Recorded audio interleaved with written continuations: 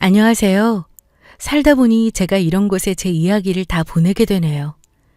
이곳에 사연을 보내시는 분들은 전부 파란만장한 경험들을 하시면서 어려운 과정을 이겨내신 분들이라 늘 존경하는 마음을 가지고 있었는데요. 근데 전혀 예상치도 못하게 저에게도 남들이 봤을 때 웃으며 넘기지 못할 만한 큰 사연이 하나 찾아오게 되었습니다. 얼마 전 저희 가족들과 저는 제 60 넘은 인생에서도 난생 처음 겪어보는 일들을 치르게 되었죠. 10년 전 우리 집 식구가 된 며느리는 체구도 작고 목소리도 작은 게 참 아기 같았습니다. 바람이 불면 금방이라도 픽하고 쓰러질 것 같은 종이장 같은 애가 결혼 전 인사를 올리겠다며 집 안으로 들어오는데 희한하게도 그 모습이 저는 예뻐 보이더라고요. 말수도 없이 큰 눈만 깜빡이며 긴장감 가득한 얼굴로 저를 쳐다보는데 그냥 마음이 갔습니다. 왜 그런 것 있잖아요. 그냥 마음이 쓰이는 사람 말이에요. 저에게도 이 며느리가 그렇더군요. 이 아이는 일찍이 어머니가 돌아가시고 아버지랑 초등학교도 들어가기 전부터 같이 살았다고 하는데 우리 아들 역시 일찍이 지 아빠를 하늘로 보내고 저랑 둘이 살며 가난 속에서 어렵게 살았습니다. 우리 애와 처지가 비슷한 게 이 애도 그간 얼마나 힘든 시간을 보냈었을까 싶어 저는 이 애를 며느리로 받아들이기로 했죠. 둘이 비슷한 아픔이 있으니 서로에게 위로가 되어줄 거라 생각을 했거든요. 그리고 그건 정말 제 인생에서 아주 잘했다고 칭찬할 수 있을 만한 선택이었습니다. 이 아이는 자신의 남편에게만 잘하는 게 아니라 저한테도 정말 잘했거든요. 딱 한 가지 아쉬운 점이 있었다면 워낙에 말수가 적은 탓에 무슨 생각을 하며 사는지 잘 파악이 안 된다는 것뿐이었죠. 저는 워낙 말하기를 좋아하고 이러쿵 저러쿵 시시콜콜한 이야기를 하는 것에서 즐거움과 재미를 느끼는 사람인데 저한테는 그렇게 같이 대화를 해줄 만한 사람의 인복은 없는지 제 남편도 우리 아들도 심지어는 며느리까지도 말수가 적어 저의 재미난 말동무가 되어주지는 못했어요. 대신에 우리 며느리의 장점은 말없이 강하다는 거였습니다. 그냥 묵묵히 제 곁을 지켜주었어요. 그리고 그 자리가 꽤나 컸답니다. 우리 며느리는 어떻게 말없이 강한 아이냐면 어느 날 제가 갑자기 몸살이 심하게 나서 집에서 아예 누워서 지낸 적이 있었어요. 아들이라도 있었으면 약이라도 사와라 시켰을 텐데 이제는 출가하고 따로 사는 애한테 그런 심부름까지 시키는 건 좀 너무한 것 같이 느껴져서 혼자 끙끙 앓고 있었습니다. 근데 그때 며느리에게 연락이 왔어요. 며느리는 저한테 며느리 역할을 톡톡히 하기로 작정을 했는지 저한테 하루에 한 번씩은 꼭 전화를 해서 안부를 묻곤 했더랬죠. 그날도 어김없이 전화가 와서 받았습니다. 그래, 아가. 어머님, 목소리 왜 그러세요? 어디 편찮으세요? 몸살이 났는지 온몸이 아주 아프다고 난리다. 그래서 지금 누워있어. 아프시면 연락하시지 그러셨어요. 약은 드신 거예요? 병원은요? 아유, 몸살 가지고 무슨 병원식이나 가. 그냥 밥 한 숟갈 뜨고는 누웠다. 그래도 몸 잘 챙기셔야죠, 어머니. 일단 그럼 쉬고 계세요. 제가 갈게요. 그래 줄래? 고맙다. 안 그래도 혼자 있는 건 좀 힘든 참이었는데. 제 목소리를 듣자마자 집으로 오겠다는 며느리를 굳이 말리지 않고 저는 그대로 잠든 상태로 기다렸어요. 워낙에 몸이 많이 안 좋았었는지 정신없이 잠을 자게 되었고 일어나 보니 아주 깊은 밤이 되어 있었죠. 그때도 제 정신은 거의 몽롱한 상태라 며느리가 와 있을 거라는 생각도 하지 못한 채 시간만 확인하고는 거의 또 골아떨어지기 직전이었습니다. 그때 방문으로 며느리가 들어오던 것 있죠? 어머니, 좀 정신이 드세요? 몸에서 열이 엄청 올라 있어요. 식은땀도 나시고 일단 정신이 좀 드셨으면 죽부터 드세요. 그러고서 약 사왔으니까 그거 드시고요. 미안하다, 아가. 너 온지도 모르고 내가 잤네. 죽 끓였으면 놓고 그냥 가지 그랬어. 아니에요. 그래도 어머님 편찮으신데 어떻게 그냥 가요? 조금만 기다리세요. 죽 데워올게요. 며느리는 곧바로 나가서 맛있게 끓여놓은 죽을 데워왔고 손수 쥐손으로 다 먹여준 뒤에 약까지 챙겨주었어요. 저는 며느리가 챙겨준 죽과 약을 먹고는 또 기운이 딸려 그대로 누워 잠들었습니다. 며느리에게는 이제 됐으니 가란 소리도 있지 않았고요. 근데 어느 정도 푹 자고서 다시 눈을 떴는데 제 옆에 며느리가 그대로 누워있더라고요. 그때가 새벽 5시가 넘어가는 시간이었습니다. 며느리 옆에는 세숫대야에 물이 떠져 있었고 제 이마에도 수건이 덮여져 있었어요. 그리고 나머지 수건 하나로는 계속해서 제 몸을 닦아냈는지 제 팔은 다 걷어져 있었고 며느리는 그 옆에서 수건을 손에서 놓지도 못하고 그대로 잠들어 있었습니다. 그저 며느리는 제가 나을 때까지 묵묵히 간호를 한 거였어요. 요즘 시대에 이런 며느리가 어디 있습니까? 이뿐만이 아니에요. 아이들이 결혼 후에 한 1, 2년 정도가 지난 이후 첫째 아기를 낳았습니다. 눈에 넣어도 안 아플 내 손주를 잘 낳아준 며느리가 그렇게 예쁘더라고요. 그래서 저는 그 뒤부터는 자주 가서 손주도 봐줄 겸 해서 아들네로 자주 갈 생각을 하고 있었는데 이상하게 그때부터 며느리가 저희 집으로 자주 찾아오기 시작했어요.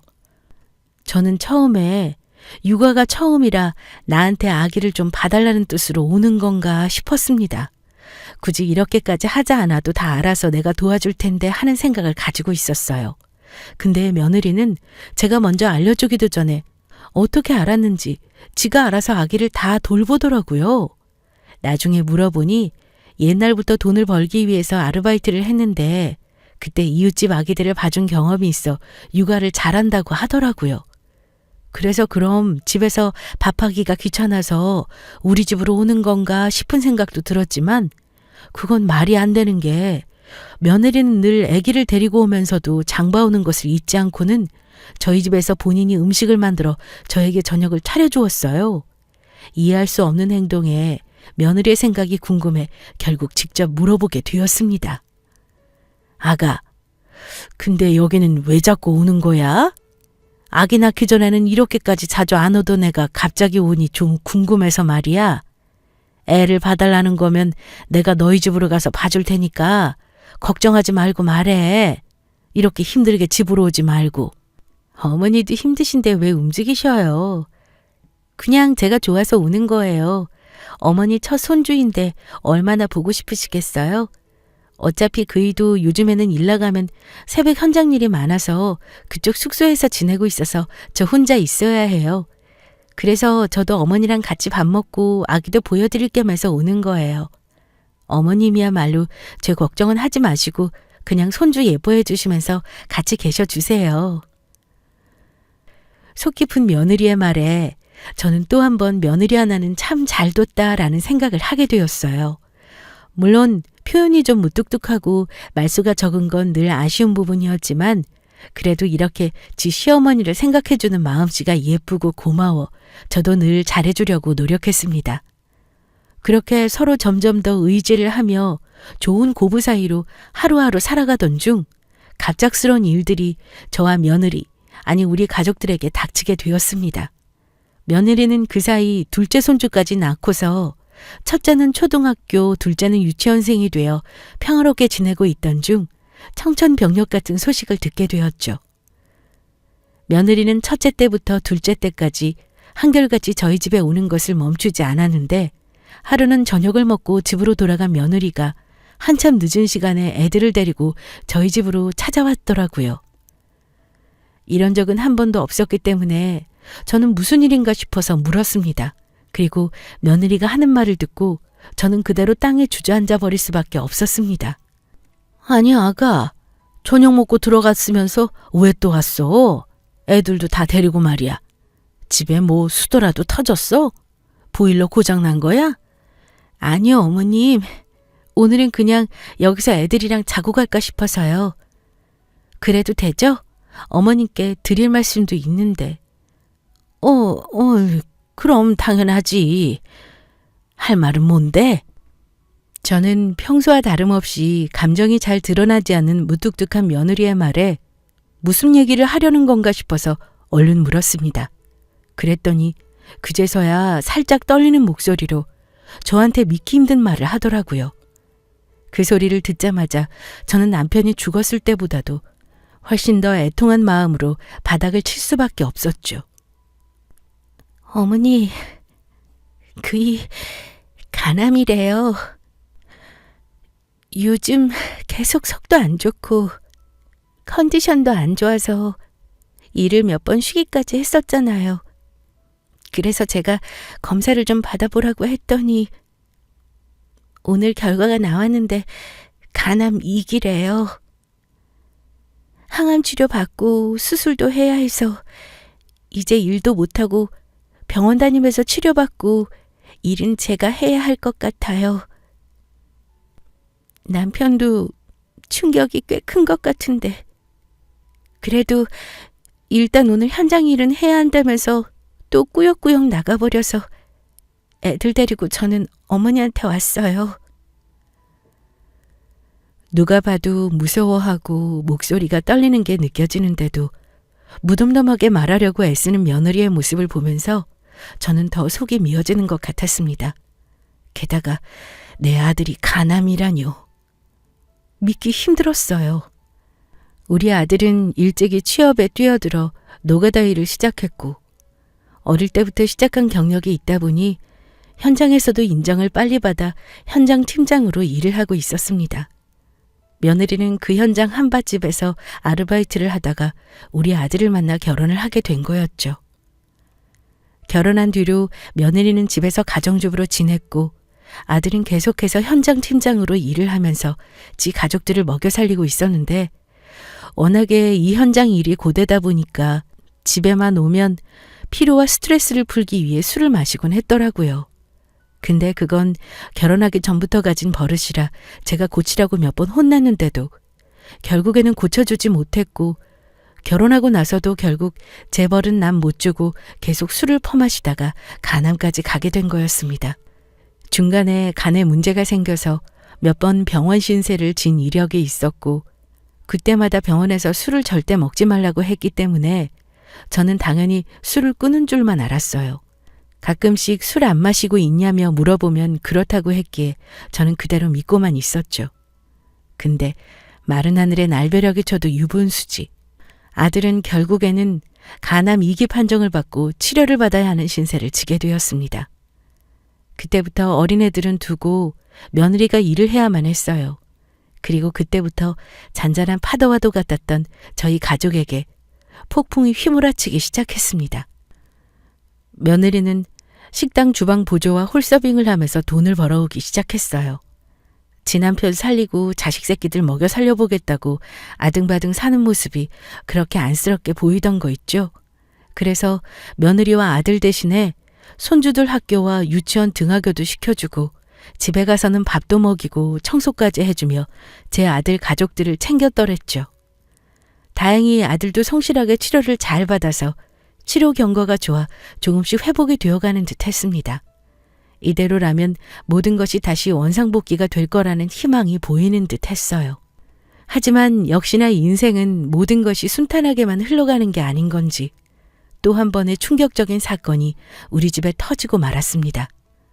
저는 집에서 반찬 만들 시간도 없는 아들 부부를 위해서 하루하루 저희 가게 반찬들을 애들 집으로 넣어놓곤 했었어요. 근데 예전에도 애들 집에 반찬을 넣어준 적이 많았기 때문에 그때는 제가 반찬을 가게에서 파는 것보다 양을 더 많이 만들어서 넣어야만 했죠. 그런데 요즘에는 제 가게에서 파는 반찬들이 좀 안 팔리기 시작하더라고요. 맛을 보면 전혀 문제가 없는데 손님이 계속해서 줄어들어 결국 남은 반찬들도 너무 많아 애들 집에 넣어놓고도 버려야 하는 것들이 많아지게 되었습니다. 저는 그게 좀 이해가 안 돼서 왜 그럴까 고민을 하고 있던 찰나에 저희 집에서 반찬을 자주 사가던 단골이 갑자기 가게에 찾아와서는 말을 하나 툭 던지고 가더라고요. 이모, 요즘 손맛이 좀 변했어. 요즘 반찬이 통 옛날 맛이 안 나고 맛이 좀 이상해. 혹시 며칠 만들어 놓고 파는 거 아니지? 저는 그 얘기를 듣고는 이게 무슨 소린가 했어요. 일주일에 두세 번은 와서 반찬을 사가던 단골이 와서 그런 얘기를 하니까 신경이 쓰이더라고요. 그래서 고민이 돼서 며느리에게 물었더랬습니다. 예, 요즘 내가 넣어주는 반찬들 잘 먹고 있니? 네? 네. 그럼요, 어머니. 잘 먹고 있어요. 그래? 맛이 좀 이상하지는 않고? 왜요, 어머니? 아니, 오늘 낮에 단골 손님 한 명이 와가지고 우리 집 반찬이 맛이 변했다고 하는 거야, 글쎄. 내가 보기엔 똑같기만 하구만. 참나. 근데 또 요즘 손님이 줄어들긴 해서 말이야. 도무지 이유를 모르겠어. 그러세요? 이상하네요, 어머니. 그럼 제가 어머니 반찬 가게 가서 반찬 만드는 일 좀 도와드릴까요? 옆에 제가 있으면 맛도 두 사람이 보니까 좀 나으실 것 아니에요? 그럴래? 너 근데 일하느라 시간 없으면서 괜찮겠어? 네, 어머니 괜찮아요. 너무 힘들어서 오전 일을 하나 뺐어요. 어차피 병원 보험금도 나오는데 일단은 저희가 모아둔 돈 좀 더 쓰다가 또 필요하면 그때 가서 일 다시 하면 될 것 같아요. 그래, 그럼 그러자. 그때부터 며느리는 아들 간호와 함께 저희 반찬 가게로 와서 제 일도 같이 도와주었어요. 그리고 그때부터 저의 마음속에는 폭풍과도 같은 마음들이 요동치기 시작했습니다. 며느리는 약속한 대로 매일 저희 가게에 나와서 제가 반찬을 만드는 일부터 도와주기 시작했어요. 저는 처음에는 며느리가 간만 보는 걸로 생각을 하고 왔어요. 사실 제가 이 일을 20년 가까이 하고 있었기 때문에 혼자서도 충분했는데 단지 그 단골 손님의 말이 신경 쓰여 간만 조금 봐주면 되었기에 그것만 부탁하려고 했거든요. 근데 며느리는 오자마자 반찬 만드는 일을 거두기 시작하더니 제가 만든 반찬들을 먹어보면서 어머니, 이거 소금이 너무 많이 들어갔어요. 어머니, 이거 지금 너무 달아요. 등등의 코멘트를 했죠. 처음에는 이게 조언으로 들려서 저도 그에 맞게 다시 반찬들을 만들어 보곤 했었습니다. 당연히 손님이 제 반찬 맛이 변했다는데 저도 연구를 하고 주변의 소리를 들으면서 저를 고쳐야 하는 게 맞잖아요. 근데 이게 간섭이 점점 더 심해지다 보니까 저는 나중에는 내가 그렇게 요리를 못하나 싶어 짜증도 나고 며느리에게 화가 나기 시작하더군요. 일일이 제가 만드는 반찬에 태클을 거는 것 같아서 기분이 나빠지더라고요. 그래서 한 번은 며느리에게 말을 했습니다. 예, 이제 됐다. 여기가 내 가게지 네 가게니? 이러다가는 우리 집 반찬 맛 아예 다 바뀌었다고 손님들이 또 한 소리 하겠어. 도대체 내가 만드는 반찬이 그렇게 맛이 없어? 왜 그렇게 다 짜고 달고 쓰고 네 입에만 그런 거 아니야? 어머니, 죄송해요. 저는 조금 더 맛있게 만들어서 팔면 좋을 것 같아서 그런 건데 많이 서운하셨어요?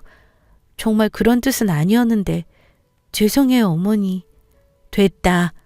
너도 뭐 좋은 뜻으로 한 걸 텐데 이제 이 정도 했으면 내가 알아서 해볼만 하니까 너 이제 그만 나와도 될 것 같다. 저는 며느리에게 아예 이제는 그만 나오라고 말해주었어요. 안 그래도 지 남편 간호하는 것도 쉽지 않을 텐데 제 가게에까지 나와서 일을 봐주는 것도 영 마음에 걸렸었거든요. 미안하기도 했고요. 그런데다 제 반찬에 자꾸 태클이 걸리니 그건 또 그것대로 마음이 상해 더 이상 며느리가 안 나오는 게 좋겠다고 판단을 했습니다. 근데 며느리가 전혀 예상하지 못했던 말을 하는 거 있죠? 어머니, 저 그럼 카운터 봐드릴까요? 저 오전에는 어차피 할 것 없어요. 이제는 남편도 좀 괜찮아져서 어머니가 해주시던 애들 등하교도 본인이 직접 해줄 수 있게 됐잖아요. 저는 오후에 가서 잠깐 남편 봐주는 걸로도 충분하니까 저 어머니 가게 나올 수 있게 해주세요. 어머니가 하시는 일 그동안 잘 몰랐는데 막상 해보니까 재미있어서요. 그래? 그래, 그럼 그래라.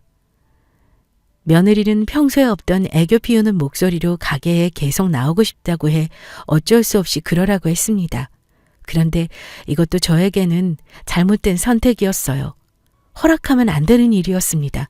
왜냐하면 이 일을 계기로 또 제 안에서 며느리를 향한 골이 깊어지게 되었거든요. 며느리는 정말 이번에도 약속대로 제가 만드는 반찬에 손을 대지 않고 카운터만 보기 시작했어요. 물론 반찬 진열이나 가게 청소도 저 대신에 열심히 해주어 제 손이 가는 일이 적어 편해지긴 했지만 꼭 며느리가 가게 주인처럼 행세하는 꼴이 싫더라고요. 사실 처음부터 그런 마음이 든 건 아니었습니다. 그런 마음을 가지게 된 계기가 있었어요. 며느리가 가게로 오고 나서 끊기던 손님들이 다시 가게를 찾아주었는데요. 처음에는 다행이라고 생각이 들고 역시 저의 인생에 귀인이라 생각이 들 만큼 저에게 늘 좋은 영향력과 도움을 주는 며느리에게 고맙기까지 했습니다. 근데 점점 시간이 지날수록 며느리의 간섭이 심해지니까 저도 은근히 그게 서운하고 싫더라고요. 그동안 내가 쌓은 내공이 점점 하찮게 되는 것 같아 자존감이 낮아지는 기분이었거든요. 그러다가 결정적으로 며느리가 카운터를 같이 보게 되면서 제가 실수로 반찬값을 잘 못 받으면 그걸 가지고 또 한 소리를 하는 겁니다. 어머니, 그거 5,000원 받으셔야 하는 건데 왜 3,000원 받으셨어요? 저번에도 잘못 받으셔서 제가 쫓아가서 돈 더 받아왔잖아요. 헷갈리시면 가격표 한 번씩 더 살펴보시고 판매하셔요. 어머니 손해보면 안 되잖아요. 등의 이야기를 저에게 했어요. 저는 처음에는 내가 조심해야지 싶었다가 이 잔소리도 점점 심해지니까 듣기가 싫어지던 거 있죠? 게다가 결정적인 사건이 하나 더 있었습니다. 바로 전해왔던 단골이 다시 한번 제 속을 뒤집는 이야기를 폭탄처럼 던져버린 사건이었어요. 이모, 며느리가 오니까 가게가 확 사네. 반찬 맛도 다시 좋아지고. 이제 그만 며느리한테 가게 물려줘. 이모는 할 만큼 했지. 손맛 떨어질 때가 됐어. 젊은 피한테 넘기고 이제 노년은 좀 놀아. 라는 이야기를 아무렇지 않게 뱉던 거 있죠? 저는 이 말이 정말 싫었습니다. 사실 저는 이 반찬 가게가 저에게는 자존심이었어요. 일찍 남편을 보내고 힘들게 아들을 키우기 위해 살면서 처음으로 내 돈 모아 가게를 마련해 차린 게 이 반찬집이었고 이걸로 20년 세월을 넘기며 아들 학교 보내고 장가까지 보낸 거였거든요. 그런 저의 손때 묻고 저의 인생이 담긴 이 집을 한순간에 며느리에게 빼앗겨버리면 어떡하나 싶은 생각에 속에서 꼭 천불이 나는 것 같았습니다. 지금 생각해보면 참 한심한 자존심이었던 거죠. 근데 거기에서 또 한술 거드는 며느리의 대답이 이게 내 가게를 빼앗으려고 작정한 것 같은 말을 뱉어 더더욱 화가 났어요. 어머, 그래요? 그럼 어머니 가게 제가 물려받아야겠네요. 안 그래도 요즘 가게 찬찬히 보면서 경영수업 제대로 받고 있는 기분인데 곧 어머니께 제가 물려받아야겠네요. 라며 여우 같은 말을 하는 거예요. 저는 이 말을 듣자마자 어이가 없어서 며느리에게 화를 내버렸습니다. 예, 너 여기 나오지 마. 이제 그만 나와라. 내가 아주 그냥 너 하나 가게로 불렀다가 별소리를 다 듣는다. 이제 내가 알아서 할 수 있으니까 그만 나와도 돼. 그리고 아직 나 창창하다. 너한테 이 가게 물려줄 생각 없으니까 그냥 너 집에 가서 애들 아빠랑 손주들이나 봐라. 얼른 가. 라고 강하게 이야기하며 당황하는 며느리를 가게에서 내보내버렸어요. 하지만 그 뒤로 다시 며느리가 안 오기 시작하면서 제 가게에는 손님이 또 다시 떨어지기 시작했습니다. 저는 정말 이게 무슨 일인가 싶어서 속상한 마음에 저는 밤마다 술을 마시기까지 했죠. 게다가 며느리의 말대로 제가 요즘 반찬값도 제대로 못 받아냈는지 자꾸만 마감을 해보면 계산이 맞지가 않더라고요. 왜 그런 걸까 속상하고 제 자신이 싫어지던 찰나에 애들에게 그날 남은 반찬을 또 가져다 주기 위해 아들네 집으로 향했습니다. 그리고 현관문을 열고 집으로 들어간 순간 저는 그동안 며느리에게 쌓였던 분노를 터뜨릴 수밖에 없었죠. 아들네 집으로 들어가자마자 며느리를 부르며 주방으로 곧장 가니 며느리는 가히 충격적인 행동을 하고 있었습니다. 그 전날 가게가 쉬는 날이라 오랜만에 손주들한테 맛있는 반찬을 해주고 싶어 열심히 만들어 가져다 주었던 것들을 며느리가 싱크대에다 버리고 있었거든요. 그걸 보자마자 저는 며느리에게 가서 새로 가지고 간 반찬통을 던져버리며 소리쳤어요. 야, 이 나쁜 거사. 너 지금 뭐 하는 거야? 이걸 왜 버려? 내가 준 거 왜 버리는데? 어머니. 이 나쁜 것. 네가 이제는 내 반찬까지 무시를 해? 어? 저는 당황하는 며느리의 머리채까지 잡으며 흔들면서 소리를 쳐댔어요. 그러자 방에서 애들과 함께 있던 우리 아들이 나와서 저를 말립디다. 엄마, 그만하세요. 왜 그래 정말? 나 이게 요즘 내 가게 뺏어 먹으려고 작정을 했다고. 내가 어제 가져다 준 반찬까지 버리고 말이야. 네가 그러고도 인간이냐? 응? 아이 참 엄마, 진정하세요. 이 사람 잘못 아무것도 없어. 아들은 한참을 저를 말리더니 제가 잠잠해질 때 즈음에 저에게 정말 아들이 간암이라는 사실만큼이나 충격적인 이야기를 저에게 하기 시작했습니다. 엄마, 잘 들으세요. 우리가 진짜 고민하다가 날 잡아서 제대로 말씀드리려고 했는데 아무래도 지금 말해야 할 것 같네. 잘 들어요, 엄마. 엄마 지금 치매야. 치매 초기라고요. 뭐라고? 엄마가 최근에 가지고 오는 반찬들 맛이 이상해졌어. 그래서 아내가 좀 이상한 것 같다고 얘기를 하던 찰나에 엄마가 와서 그랬다면서요. 손님이 줄고 반찬 맛이 변했다고 한다고. 게다가 엄마 카운터까지 잘 못 보고 그랬다면서. 게다가 엄마 나랑도 대화하다가 했던 얘기 또 하고 하도 이상하고 수상해서 얼마 전에 엄마 모시고 제가 우리 온 가족 다 건강검진 받아야 한다고 하면서 같이 검사 받았잖아요. 그때 엄마 치매 검사까지 다 한 거였어요. 결과가 나왔는데 엄마 치매래. 지금 저 사람 버리는 거 반찬도 엄마가 식초를 얼마나 부었는데 도저히 먹을 수가 없어서 버린 거야. 저거 억지로 먹겠다는 마누라 내가 말려서 버리겠다고 심지어. 아들이 속상한 마음으로 토해내는 이야기를 들으며 저는 당황스러워 아무런 말도 할 수가 없었습니다. 그리고 믿을 수 없는 이야기에 저는 눈만 멀뚱히 뜨고 있는데 옆에서 제 며느리가 울고 있더라고요. 그 행동은 모든 것이 다 사실이라는 뜻이었죠. 그래서 며느리는 제 가게에 와서 반찬들을 간섭하고 본인이 카운터까지 보겠다고 나선 거였어요. 게다가 제가 충격을 받을까 봐 조심스러워 말도 못했던 거고 말이에요.